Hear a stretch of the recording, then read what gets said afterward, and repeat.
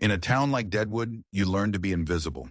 You learn to move like a ghost, to hear everything and say nothing, to make yourself so small that trouble just passes you by. For most folks, it's a survival tactic. But for Clara Hayes, invisibility was a disguise. And the thing about disguises is, sooner or later, they always slip. Clara stood behind the greasy window of Murphy's Eating House, a place that smelled of stale whiskey and regret. Outside, the morning sun was spilling over the jagged hills, but inside it was always twilight. She watched her reflection in the glass. Plain brown hair, gray eyes that held secrets tighter than a miser's fist, and hands that were already red raw from the day's work. She'd been in this town for 3 years. 3 years of serving greasy beef to miners and dodging the clumsy paws of men who saw her as just another piece of furniture. It was a hard life, but it was a safe one, or so she thought. The bell on the door jangled, a sound like a death rattle. Big Tom Harrion stumbled in, a mountain of a man who smelled like he'd bathed in a distillery. He was a regular. He'd found just enough gold to be mean, but not enough to leave. "Coffee, girl," he grunted, crashing into a chair that screamed in protest. He didn't look at her. They never did. Clara moved without a word, poured the black, sludgy coffee. In Deadwood, a woman who worked for a wage was just a whisper away from being one of the girls on the wrong side of the tracks. And every man in this room made sure she never forgot it. The morning crowd filled the room like dirty water. Miners, merchants, gamblers with eyes like burnt holes in a blanket. Clara weaved between them, a phantom with a coffee pot. Then a voice cut through the noise, sharp and ugly. "Hey, serving girl." It was Jake Morrison, a young cowhand with a soul as barren as the Dakota Badlands. He thought the world owed him something, and he was determined to collect from whoever was weakest. "This beef tastes like you boiled my boot," he sneered. His friends, 3 other men, just as coarse and cruel, snickered into their cups. "What are you trying to do? Poison the whole town?" Clara kept her eyes on the floor. It was a practiced defense. Don't meet their gaze, don't show fear, don't give them anything to grab onto. "I can bring you something else, Mr. Morrison." He mimicked her in a high, mocking voice. "Mr. Morrison," he chirped. "Listen to her, boys. Thinks she's serving royalty." He leaned back, his chair groaning, and his eyes crawled over her, leaving a trail of filth. "Maybe you think you're too good for this place. Is that it?" The heat rose in her cheeks, a hot tide of shame and fury. But she held it down. Pride was a luxury, and she was barely making rent. "I'll bring you fresh beef," she said, her voice a dead thing. She turned to escape to the kitchen, but his hand shot out like a snake. It clamped around her wrist. His fingers were rough, caked with dirt, and his grip was like iron. "Maybe I ain't hungry for beef anymore," he growled, his breath hot and foul. "Maybe I'm hungry for something else." The entire room went silent. Every eye was on her, some amused, some filled with a detached pity. Most were just blank, waiting for the show. This was breakfast and entertainment in Deadwood. "Please let go," Clara said. Her voice didn't tremble. She wouldn't give him that, but her heart was a trapped bird beating against her ribs. Morrison's grin widened. "Or what? You gonna scream for help?" He scanned the room with a theatrical flourish. "Anyone here gonna help the pretty little serving girl?" Silence. Thick, heavy, and absolute. This was the moment she always dreaded, the moment where the thin veil of civilization tore, revealing the snarling beast beneath. She had no one, no family, no friends. No one in this entire God-forsaken town would lift a finger for her. She was utterly and completely alone, and that's when a voice cut through the silence, a voice she'd never heard before. It wasn't loud. It wasn't threatening. It was calm, steady, and cold as a winter river. "The lady asked you to let her go." Every single head in the room swiveled. They turned to a table in the far corner, a spot usually lost in the shadows. Sitting there was a man, a stranger. No one had even seen him come in. He was dressed like 1,000 other drifters who washed up in Deadwood, worn boots, dusty clothes, a hat pulled low. But there was something different about him. It was in his stillness. While the rest of the room was a mess of nervous energy, this man was perfectly, unnaturally still. He hadn't moved a muscle. He was just sitting there, a half-empty coffee cup in front of him, his eyes fixed on Jake Morrison. Morrison, caught off guard, slowly released Clara's wrist. She scrambled back, rubbing the red marks his fingers had left. "And who in the hell are you?" Morrison spat, his hand drifting down toward the pistol on his hip. The stranger didn't even glance at the gun. He just took a slow sip of his coffee. "Just a man trying to have his breakfast," he said, his voice still quiet, yet it seemed to fill the entire room. "And it's hard to do with all this unpleasant noise." Morrison's face turned the color of a fresh bruise. He wasn't used to being challenged, especially not for a nobody like Clara. He looked to his friends for support, then shot a glance at the town sheriff, a man named Dalton, who was watching the whole scene with a predatory gleam in his eye. The sheriff gave a tiny, almost imperceptible nod. That was all the permission Morrison needed. "You hear that, boys?"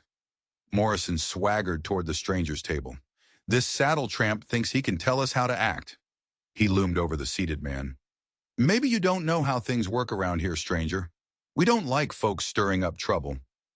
The stranger looked up, and for the first time Clara saw his eyes. They were the color of a cloudy sky right before a storm, and they seemed to see right through Morrison, right through everyone in the room. "Funny," the stranger said, a faint, humorless smile touching his lips. "I was thinking the same thing about a man who needs 3 friends and a lawman's permission to bully a woman." The air in the room crackled. The insult was so direct, so blatant, it was like he'd slapped every one of them in the face. Sheriff Dalton's smile vanished. He slowly pushed his chair back and stood up, his hand resting casually on his own gun. "You got a name, cowboy?" Dalton's voice was slick with menace. The stranger stood up too. He wasn't as big as Morrison, but he moved with a coiled energy, like a wolf. He was taller than he looked sitting down. Lean but hard. He looked Dalton right in the eye. "They call me Ethan Cole." The name meant nothing to anyone. He was a ghost, a nobody. But the way he said it, the quiet confidence in his voice, sent a ripple of unease through the room. Dalton took a step forward. "Well, Mr. Cole, in Deadwood, we have laws against vagrancy and causing public disturbances. Seems to me you're guilty of both." Ethan didn't flinch. "The only disturbance I saw was a man putting his hands on a woman who didn't want them there. Where I come from, we have a different name for that, and the law is usually a rope." It was a direct challenge to the sheriff's authority. A line had been drawn in the dirt. Clara's heart hammered in her chest. This was her fault. This man, this stranger, was going to die because of her. Morrison's hand was already on his gun, his knuckles white. Dalton's eyes were cold and reptilian. The whole room held its breath, waiting for the explosion of violence. But just as the tension reached its breaking point, the kitchen door flew open with a bang. Murphy, the owner, a man built like a grizzly bear, filled the doorway. His face was thunderous. "There will be no gunplay in my establishment," he roared, his voice shaking the rafters. "Morrison, sit your worthless hide down or get out. Dalton, you know my rules. And you," he jabbed a sausage-like finger at Ethan, "your food's getting cold. Now all of you mind your own damn business." The spell was broken. Morrison, muttering threats under his breath, backed away and slumped back into his chair. Dalton gave Ethan a long, hard look, a look that was a clear and simple promise of future pain, before turning back to his coffee. The room slowly filled with nervous chatter again. Clara, trembling, retreated to the kitchen. She leaned against the wall, her legs feeling like water. She'd never seen anything like it. In 3 years, not one person had ever spoken up for her. Not one. And this stranger, this Ethan Cole, had faced down a whole room of hostiles without even raising his voice. She took a deep breath, grabbed a plate with his breakfast, and walked back out. She had to know why. She approached his table like it was surrounded by invisible tripwires. He was sitting calmly, as if nothing had happened. As she set the plate of beef and biscuits in front of him, she leaned in close, her voice barely a whisper. "Thank you," she said, "but you shouldn't have done that. You've just made an enemy of the most powerful man in town." Ethan looked up at her, and that storm-gray gaze seemed to look right into her soul. He saw the fear, but he also saw something else, something she kept hidden from the world. Some things are worth making enemies for, ma'am, he said quietly. He picked up his fork and started to eat. But Clara noticed something. Something that sent a fresh jolt of fear and confusion through her. His hands.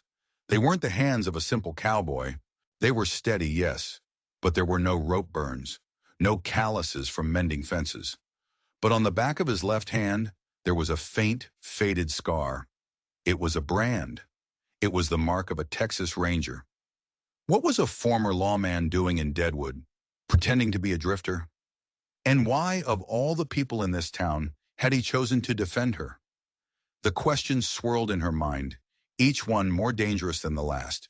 She had come to Deadwood to disappear, to bury her past so deep no one could ever find it. But as she looked at the quiet stranger eating his breakfast, a terrible feeling washed over her. He hadn't just stumbled into her life by accident. He was here looking for someone. And she had a horrifying suspicion that the person he was looking for was her. Clara spent the rest of the morning moving in a daze. Every time the bell on the door jangled, she flinched, expecting Sheriff Dalton and his deputies to storm in and drag Ethan Cole out into the street. But nothing happened. The morning passed in a blur of clattering plates and crude jokes. Ethan finished his meal, paid his bill, and left with a simple nod in her direction. She watched him walk down the dusty street, his stride long and confident. He wasn't just a drifter. Drifters hunched their shoulders. They tried to be invisible, just like she did.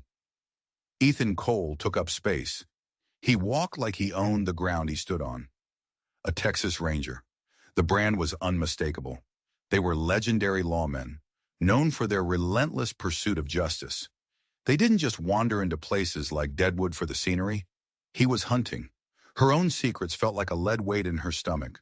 The man she used to be, the life she had run from, it all felt dangerously close to the surface. She had to know more. After the lunch rush, she saw him heading toward the livery stable at the end of town. She told Murphy she needed a breath of air and slipped out the back. The livery was a ramshackle building that smelled of hay and horses. She found Ethan talking to the owner, a grizzled old man named Sam Hutchkins. Sam was known for being tight-lipped and minding his own business, which made him one of the few people in Deadwood Clara almost trusted. She waited, hidden behind a stack of barrels, her heart pounding. "Heard about what happened this morning," Sam was saying, spitting a stream of tobacco juice. "You got sand, I'll give you that. But Dalton ain't the kind of man who forgets. He's got this town in his pocket." "I'm just looking for work," Ethan said. His voice was casual, but Clara could hear the underlying purpose. He was fishing for information. "Work, eh?" Sam squinted at him. "You look like you can handle yourself. I need a man to muck stalls, fix tack, and deal with the occasional drunk who thinks his horse can drink whiskey. $1 a day, and you can sleep in the loft.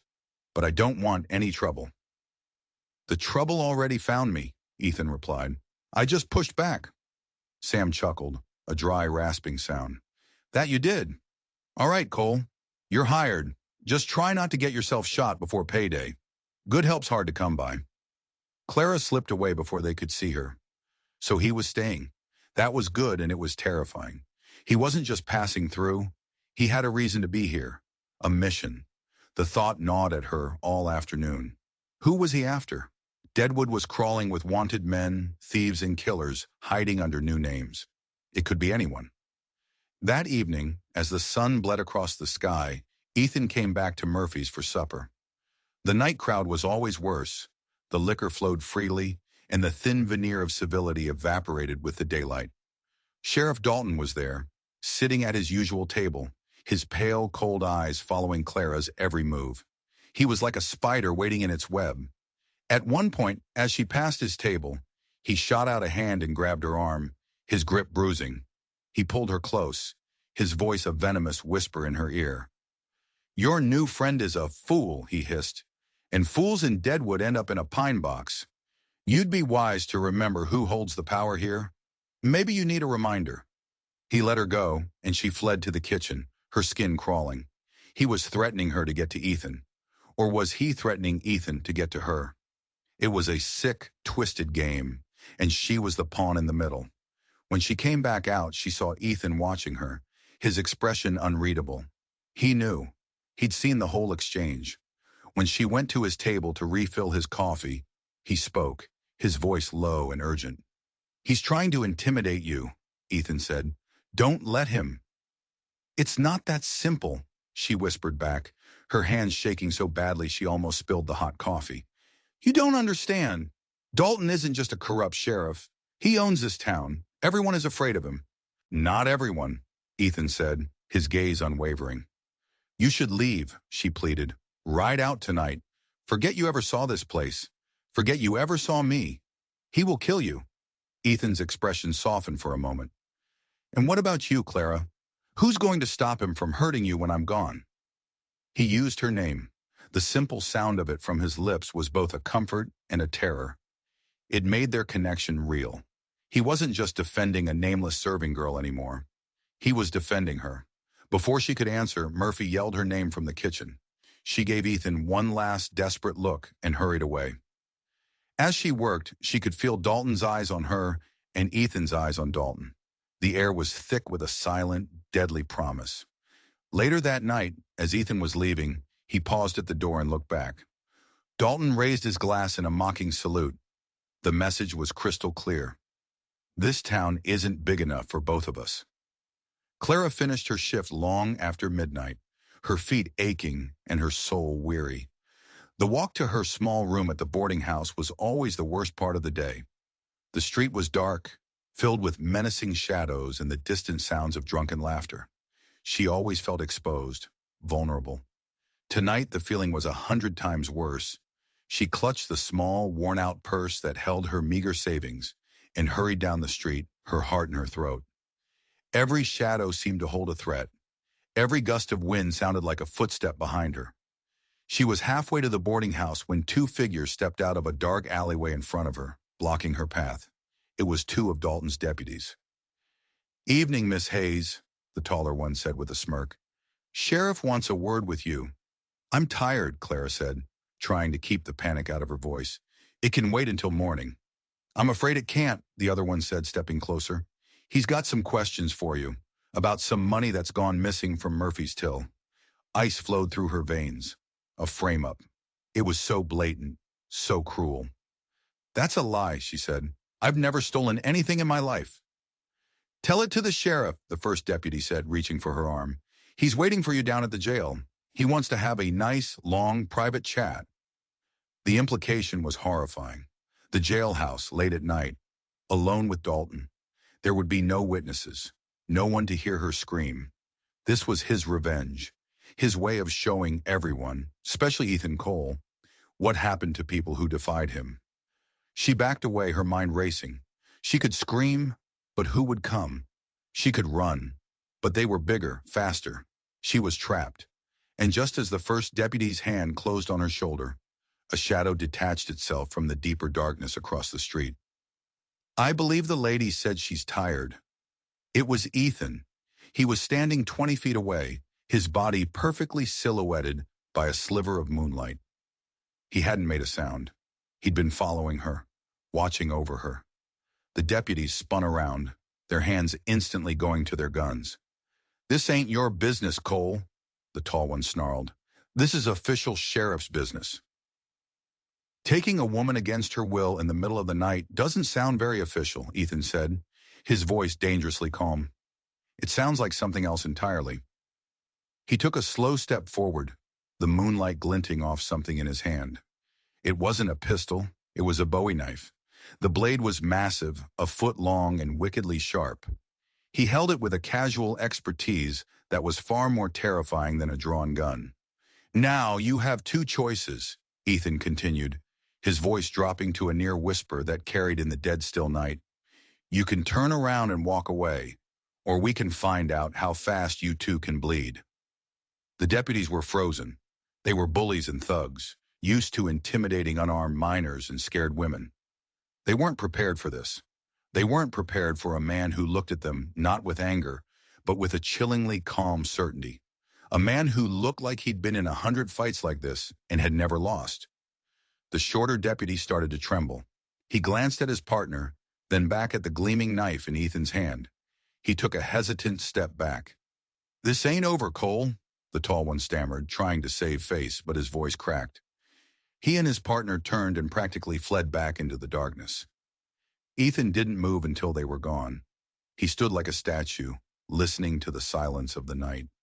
Then he slid the massive knife back into a sheath on his belt and walked toward Clara.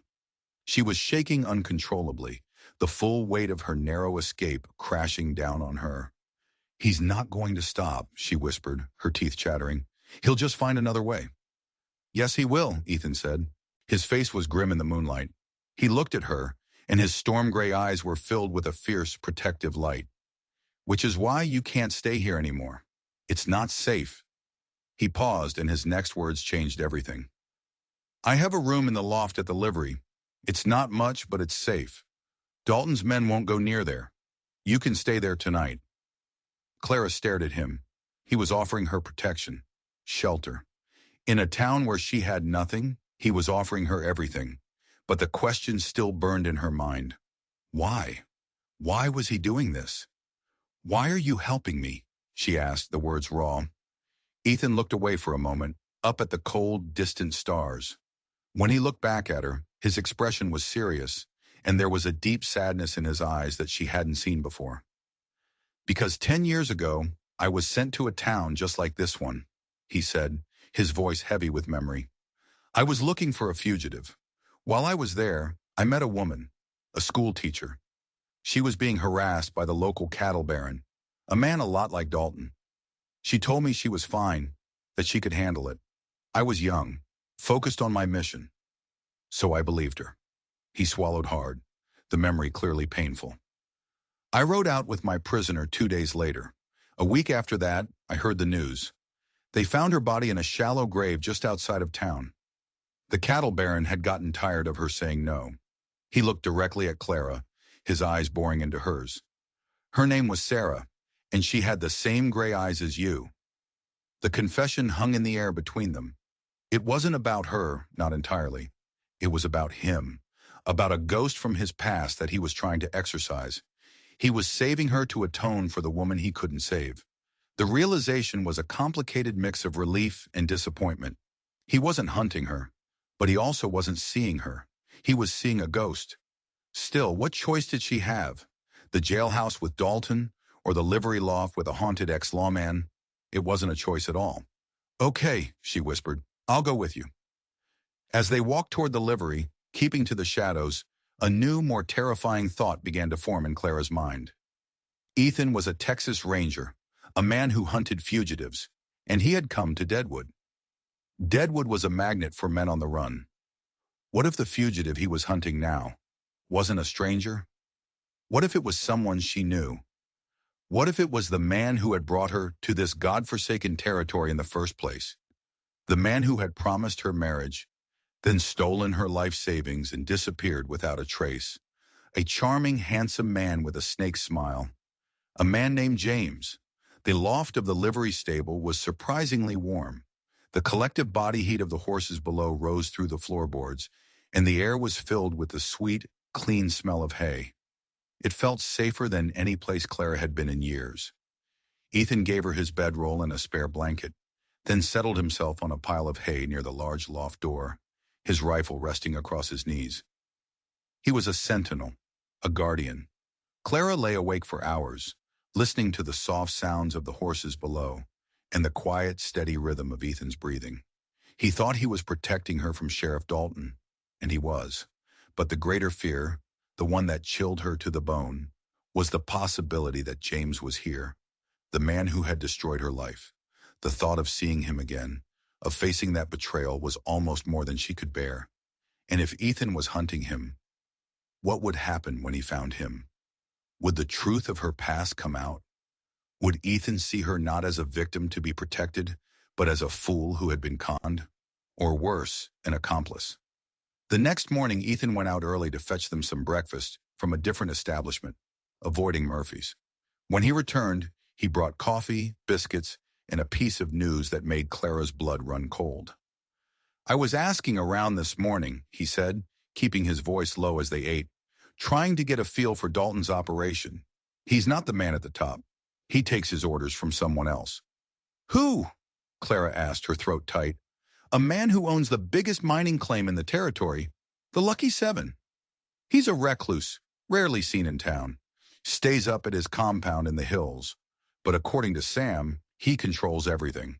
The gold, the whiskey trade, the law. His name is Julian Thorne. The name meant nothing to Clara. So Dalton is just his puppet? Exactly, Ethan said. And it gets worse. I heard some men talking. Thorne has a right-hand man, a new guy, been here about 6 months. He's the one who does Thorne's dirty work in town. He's the enforcer, the one who makes sure everyone stays in line. Ethan paused, looking at her intently. They say he's smart and ruthless and very, very charming. Clara felt the floor drop out from under her. What's his name? She whispered, though she already knew the answer. She knew it with a certainty that was as cold and sharp as a shard of ice in her heart. Ethan's eyes were filled with a grim understanding. His name is James. The world tilted on its axis. James. Here. Not just here, but powerful. He hadn't just run off with her money. He had used it to climb. He was the enforcer for the most powerful man in the territory. He was Dalton's boss. All the cruelty, all the fear that choked Deadwood led back to him, the man she had once loved. The humiliation was a physical blow. She had been just a stepping stone. Her money, her trust, they were just the capital he needed to start his new, vicious life. Clara? Ethan's voice was gentle, pulling her back from the dizzying edge. He knew, just by the look on her face, he knew. Is it him? She could only nod, tears welling up in her eyes. The secret she had guarded for 3 long years was out. The shame of it was overwhelming. He told me his name was James Black, she choked out.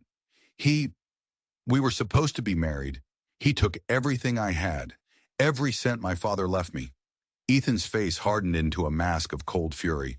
The dots were connecting, forming a dark and ugly picture. So that's it, he said, his voice a low growl.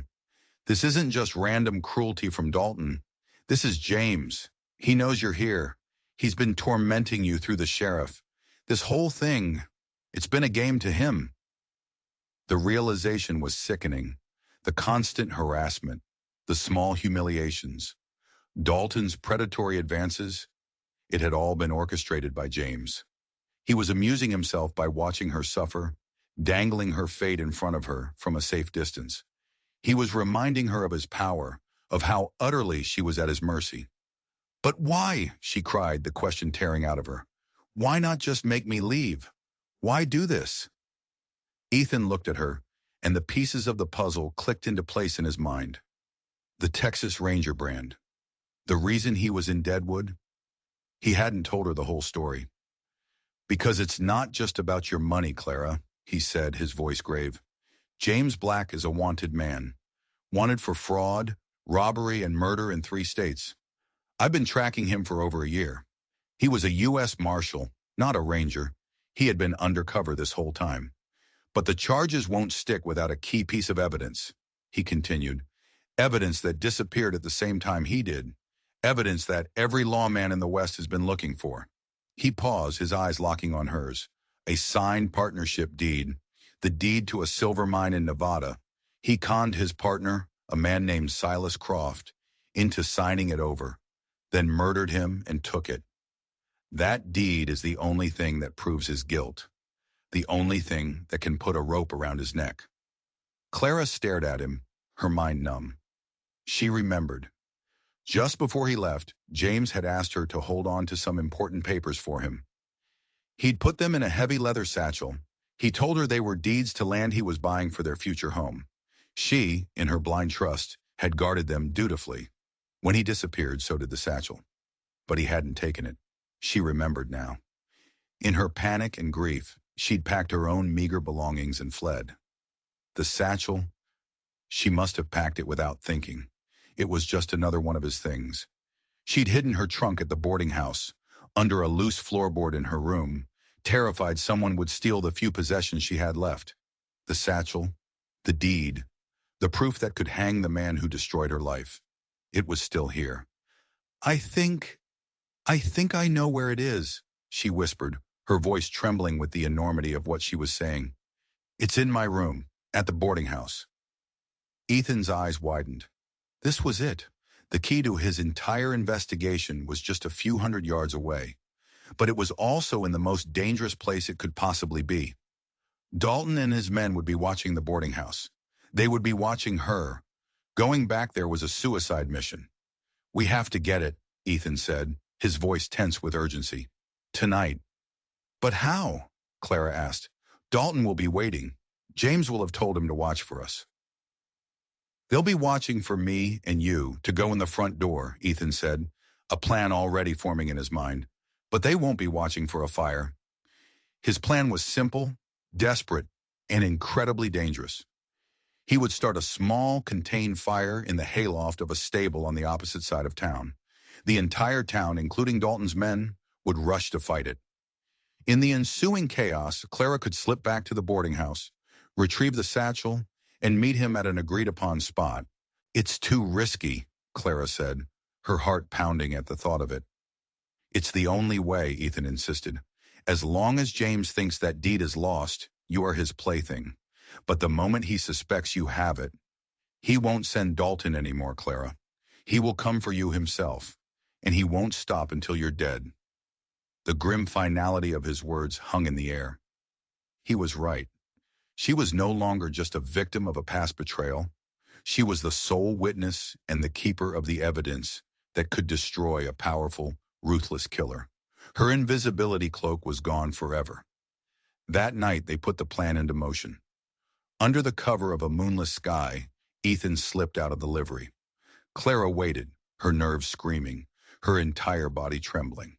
It felt like an eternity, but it was probably only 20 minutes before she heard the first frantic shout. Fire! Fire at the Prentice stable! Soon the whole town was alive with the sound of alarm bells and panicked shouts. From the loft window, Clara could see a hellish orange glow painting the night sky. Men poured out of the saloons and boarding houses, running toward the blaze. She saw Sheriff Dalton and his deputies pushing through the crowd, barking orders. This was her chance. She pulled her shawl over her head, her face hidden in the shadows, and slipped out of the livery.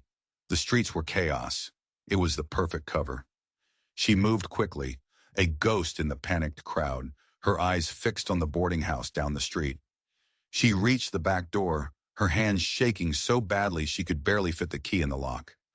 The house was empty. All the other boarders had gone to fight the fire. She crept up the stairs to her small, sad room. It felt like a lifetime ago that she had lived here, trapped in her lonely routine. She knelt and pried up the loose floorboard in the corner.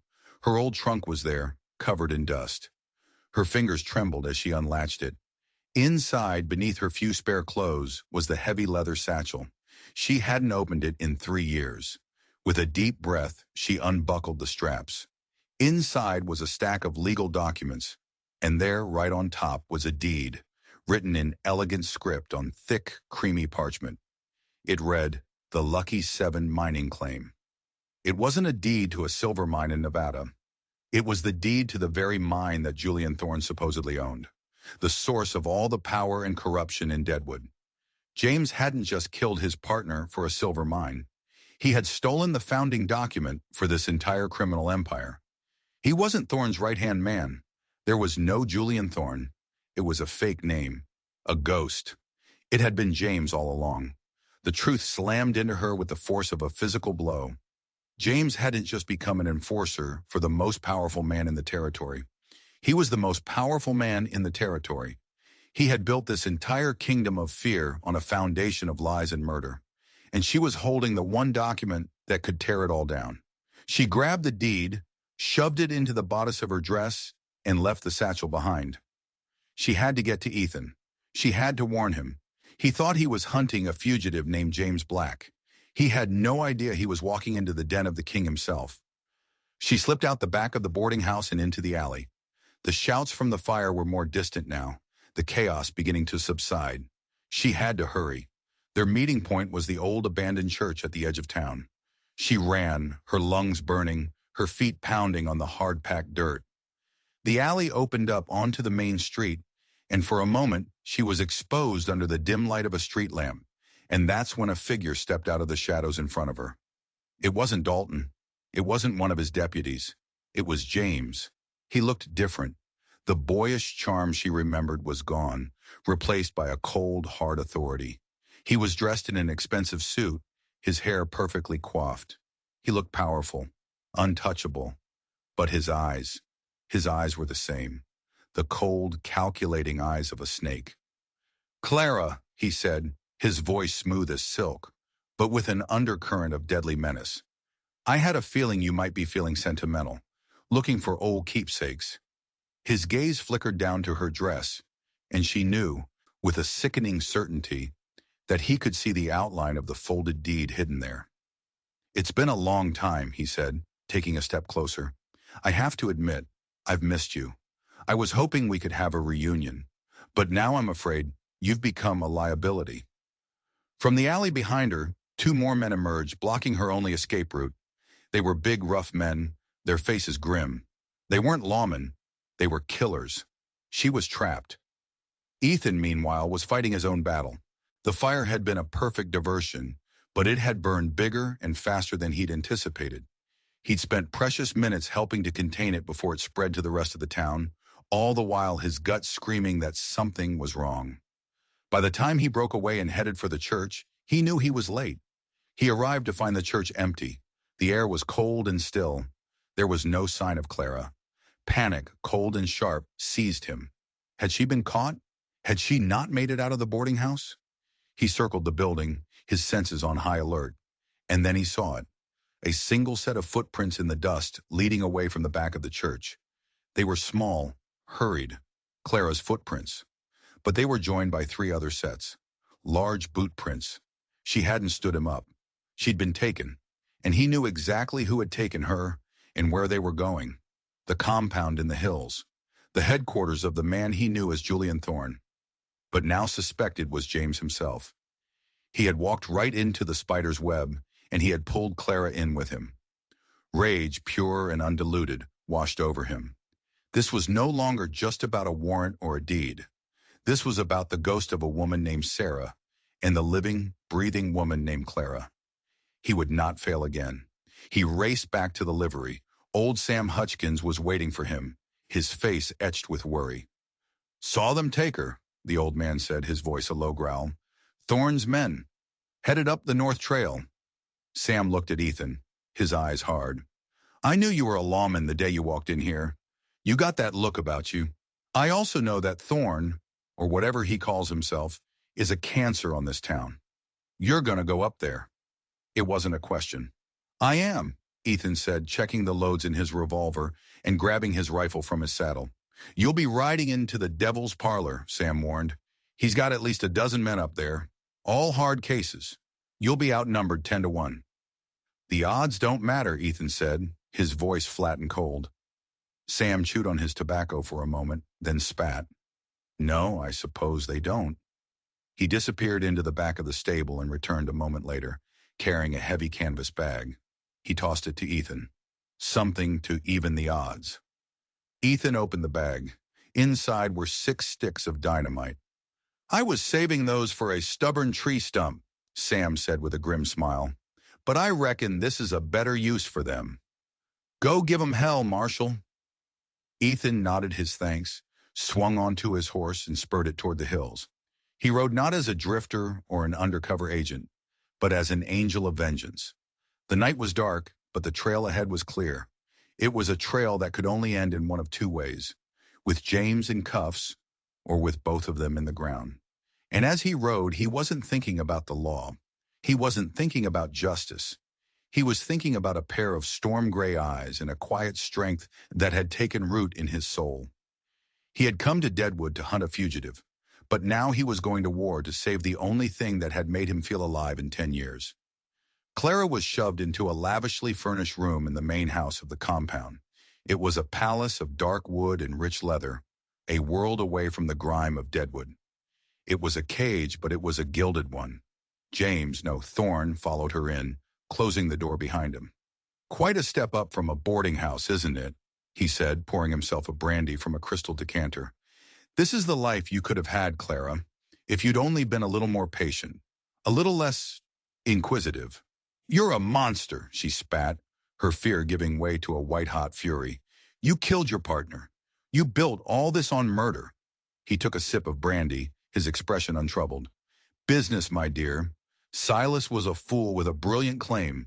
I simply expedited the transfer of assets. And you were the perfect cover. A heartbroken girl running from a scoundrel. No one would ever think to look for my legal documents in your luggage. He set his glass down and walked toward her. But now we have a problem? Your Marshall friend. He's persistent. I underestimated him. He reached out and brushed a stray strand of hair from her face. His touch was like ice. But every man has a weakness, and you, my dear, are his. He pulled the deed from her dress, his movements smooth and practiced. This is the only thing that connects me to my past. With this destroyed, I am Julian Thorne, untouchable. He walked over to the large stone fireplace where a low fire was burning. Once the marshal is dealt with, and this deed is ash, I'll be free. He held the deed over the flames, a cruel smile playing on his lips. And that's when the first explosion rocked the compound. The windows shattered inwards, showering the room with glass. The brandy decanter flew off the mantel and smashed against the wall. Outside, screams and shouts of panic erupted, followed by the deafening roar of gunfire. James spun around, his face a mask of shock and rage. He had been so sure of his victory, so confident in his fortress. He had never imagined a full frontal assault. The second explosion was even closer, collapsing a section of the veranda just outside the room. The door burst open, and one of his men stumbled in, his face pale with terror. It's the marshal! He's everywhere! Ethan was using the dynamite with brutal efficiency, sowing chaos and confusion. He blew the main gate, then the guard tower. Under the cover of the explosions, he moved through the compound like a wraith, his revolver and rifle speaking a deadly language. James's men were thugs and gunmen, not soldiers. They were used to intimidating unarmed townsfolk, not fighting a one-man army.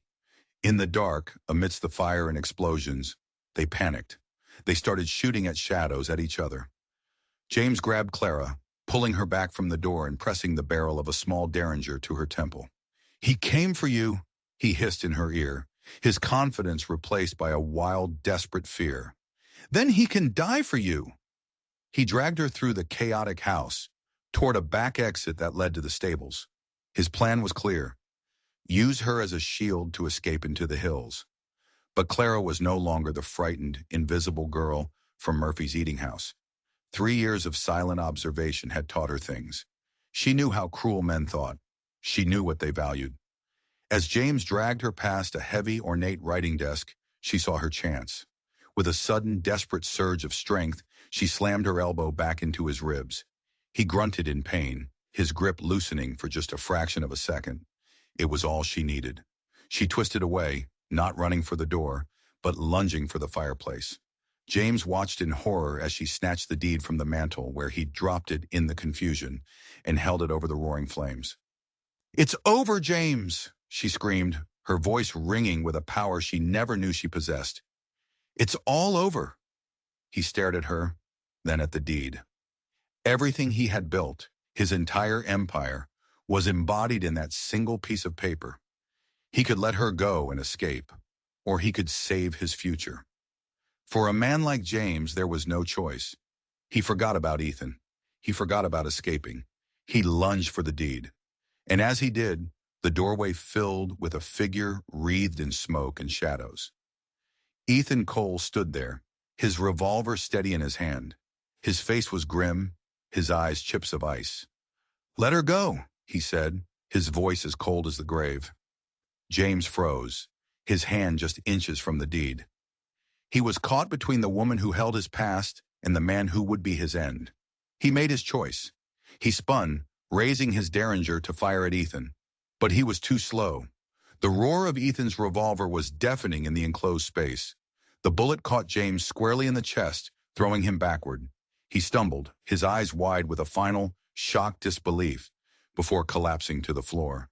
He lay still, the empire he built on lies turning to ash around him. Silence descended on the room, broken only by the crackle of the fire and the distant dying sounds of the fight outside. Clara stood trembling, the deed still clutched in her hand. Ethan rushed to her side, his eyes scanning her for any injuries. "Are you all right?" he asked, his voice rough with emotion. She could only nod, the tears finally coming. Tears of terror, of relief, of a freedom she hadn't felt in years. He gently took the deed from her hand, then his arms went around her, pulling her into an embrace that was both fierce and tender.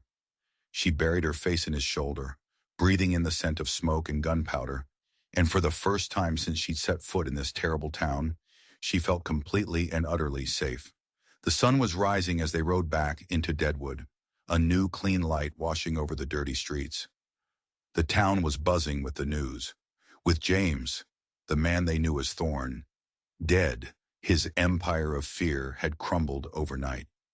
Sheriff Dalton and his cronies had vanished, disappearing like the cowardly dogs they were. The people of Deadwood, who had once looked at Clara with indifference or contempt, now stared with a mixture of awe and respect. She was no longer the invisible serving girl. She was the woman who had helped topple a tyrant. Ethan turned James's body over to the territorial authorities who arrived later that day, along with the deed. His mission was complete.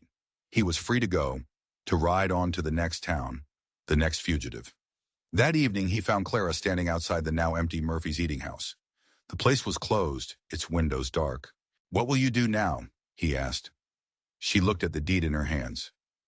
The authorities had returned it to her. Legally, the Lucky 7 mine and everything else James had built now belonged to her. The ultimate irony. "I'm not sure," she said, her voice quiet but strong. "For the first time in a long time, I have a choice. I could sell this place and go anywhere in the world. Back east, maybe, or California."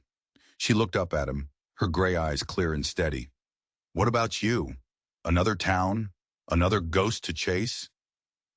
Ethan looked out at the horizon, at the endless plains stretching out before them. For 17 years, that had been his life. The trail, the hunt, the loneliness. But it didn't hold the same appeal anymore. The ghosts of his past had finally been laid to rest. "I've been on my own for a long time," he said, turning back to her. "I used to think it was better that way. Simpler." He took a step closer. "But I was wrong. Some things, some people, are worth staying for." A slow smile spread across Clara's face, a real smile that reached her eyes and transformed her.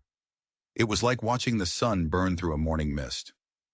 "Deadwood could use a new sheriff," she said, "a real one, and a new restaurant owner, someone who knows what it's like to be hungry." He smiled back, and in that moment, two lonely souls who had found each other in a town built on greed and violence finally found their home. They had faced down the worst of the West and had come out the other side, not broken, but stronger, together. They didn't know what the future held, but for the first time, it looked as bright and promising as a Dakota sunrise. The story of the quiet waitress and the undercover marshal became a legend in Deadwood, a reminder that even in the darkest of places, courage can spark a revolution, and that sometimes the most unlikely people have the strength to change the world. If you enjoyed this story of justice in the Old West, do me a favor and hit that subscribe button. And don't forget to ring the notification bell so you don't miss our next dive into the strange and mysterious. Thanks for watching.